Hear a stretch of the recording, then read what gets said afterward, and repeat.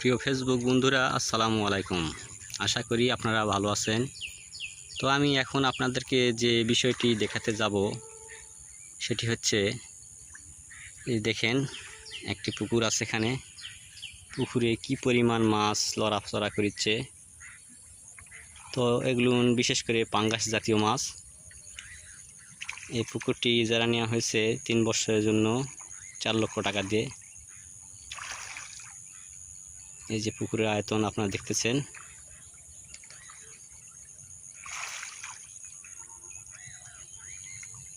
তো এখানে খাদ্য দেওয়ার জন্য খুব সুন্দর করে একটি রাস্তা তৈরি করা হয়েছে।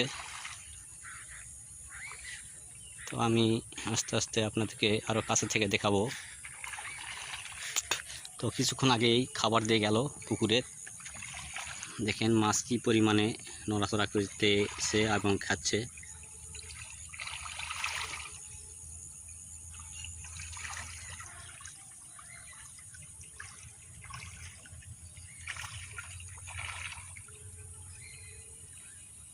খুব সুন্দর লাগছে মাছের খাবার দেখে।